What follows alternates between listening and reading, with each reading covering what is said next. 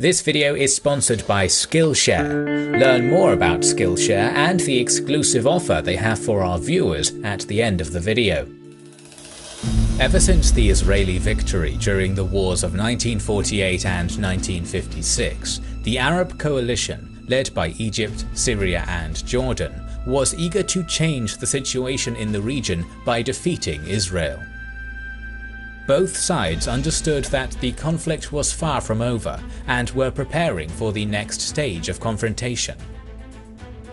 International interference and the inability of the sides to find a settlement made one of the most iconic conflicts of the modern era, the Six-Day War, inevitable.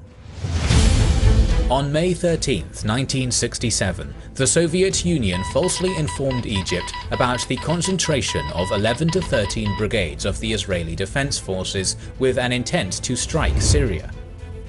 In response, Egypt started concentrating forces along the border with Israel in Sinai, and on May 16th demanded that the UN peacekeeping forces leave the peninsula.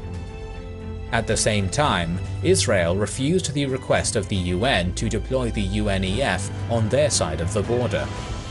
In the next few days, Egypt, Israel, Jordan and Sudan started mobilization of their forces, Iraq sent expeditionary forces to Jordan, and Saudi Arabia expressed its willingness to participate in military actions. But the turning point, which made the full-scale confrontation inevitable, was the decision of Egypt to block Israeli ships from entering the Straits of Tiran on May 22nd and 23rd. On June 1st, Israel established a national unity government, which on June 4th decided to go to war.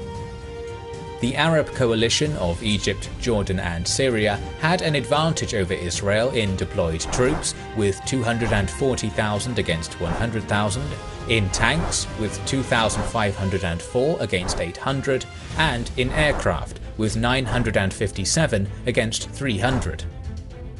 Israel planned to strike on June 5th with Operation Focus, which aimed to destroy the Egyptian Air Force. Israeli media published false reports claiming Israeli soldiers were on vacation, while their pilots were carrying out training sorties as usual. Their intelligence helped make this training as realistic as possible. They also damaged the tracking antenna of the US Embassy to prevent the Americans finding out about the operation before the strike took place. The Israeli pilots were informed about the start of the operation only 5 hours in advance. At the same time, the Egyptian air defense system was effectively off on June 5th. Nearly 200 Israeli aircraft attacked 14 Egyptian airfields and caught them absolutely off guard. 338 Egyptian aircraft were destroyed and 100 pilots were killed within 3 hours.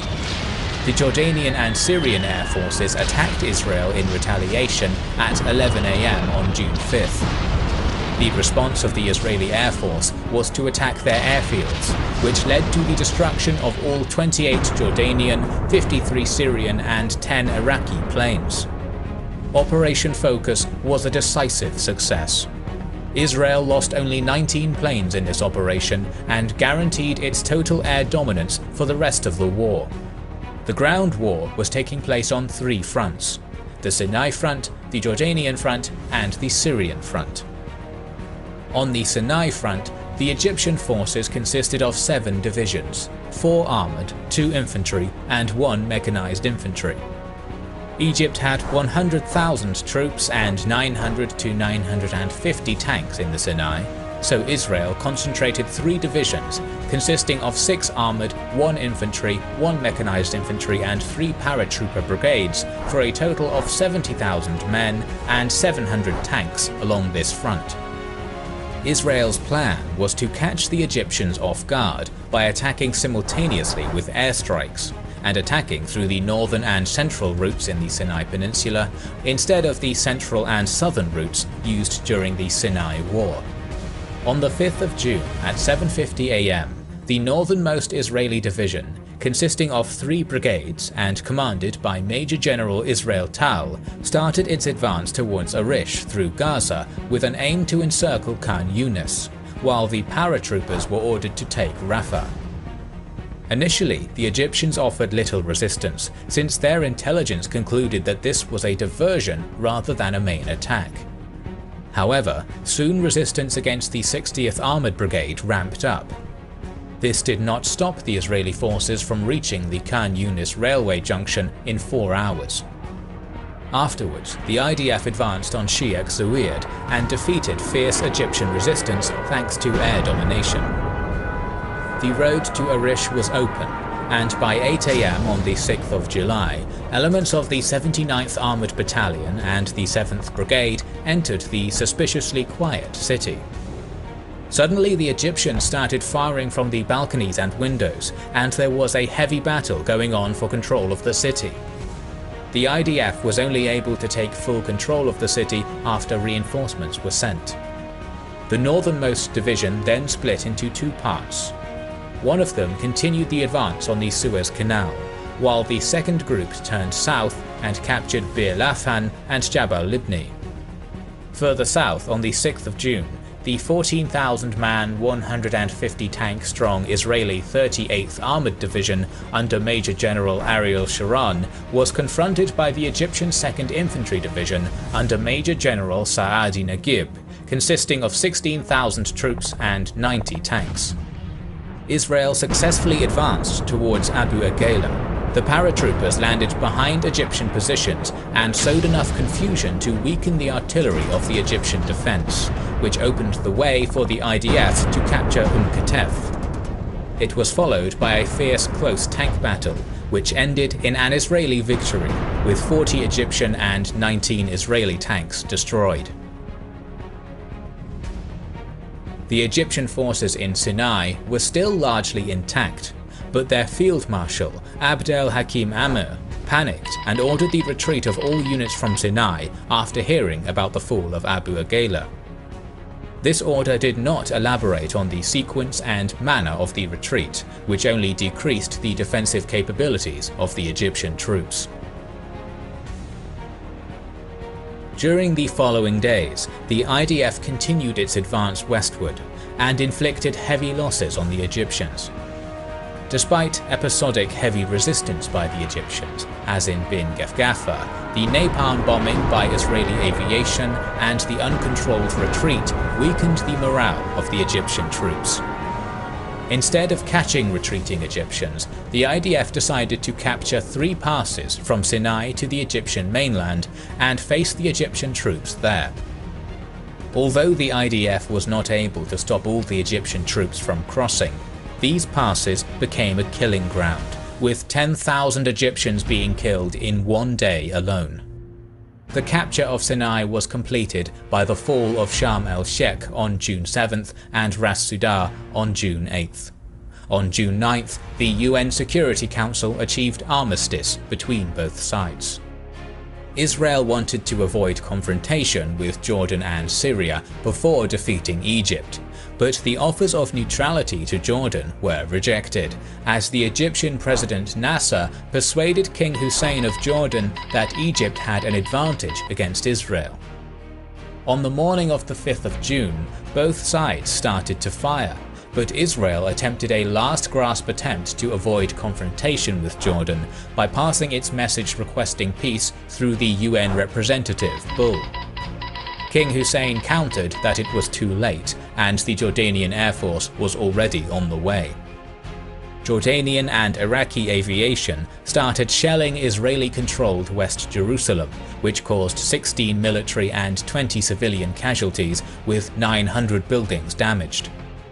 Israel responded with its own air attack within Operation Focus, which damaged the military aviation infrastructure of Jordan and secured Israeli air dominance. East Jerusalem was controlled by Jordan at the time, and the Jordanian army took position in the UN residency, the government house, to fire on the Israeli sector.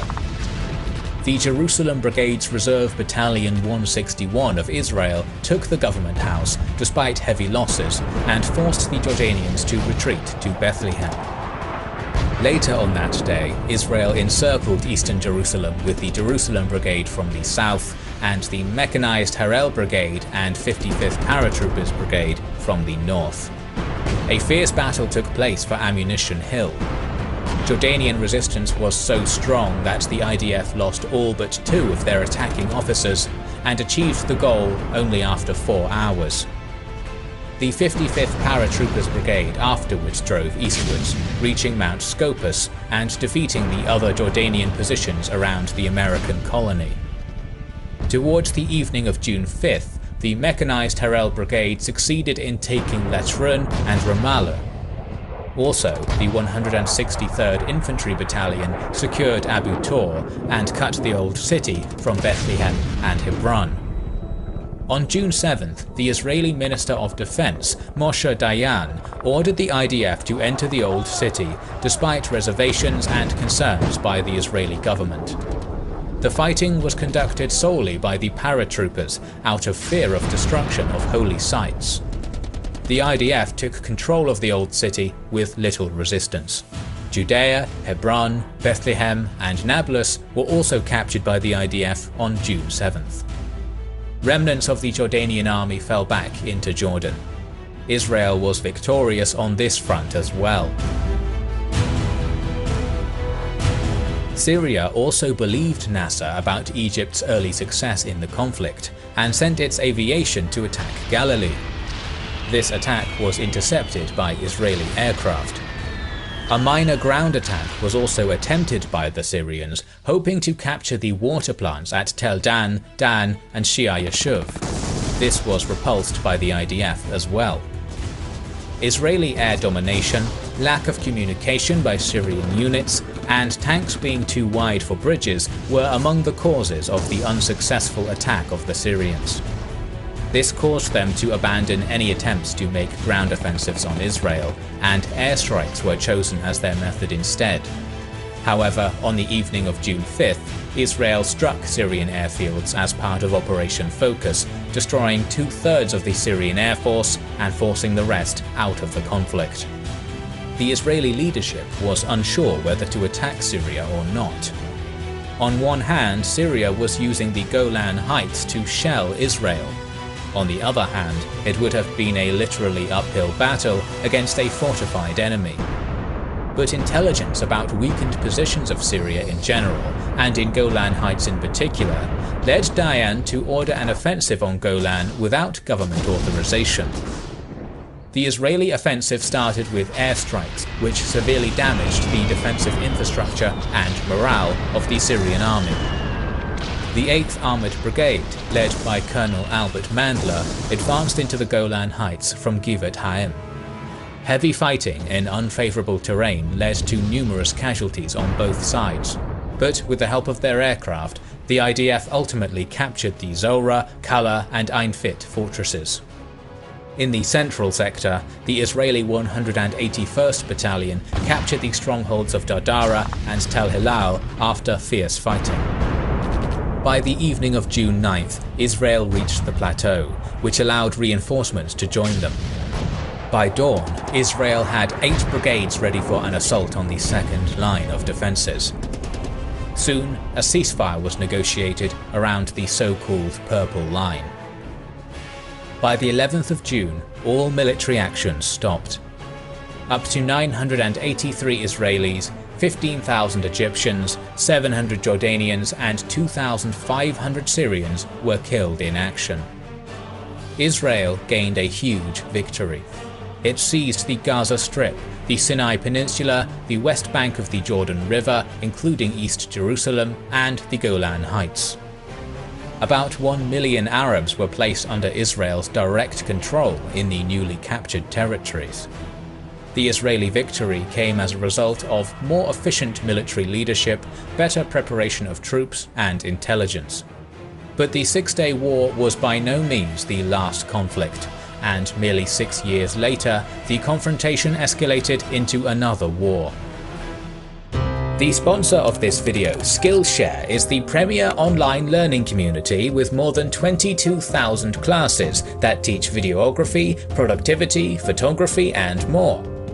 Modern life is fast-paced and demands constant self-improving, so Skillshare is great for people who want to learn a new skill or make their passion a full-time job.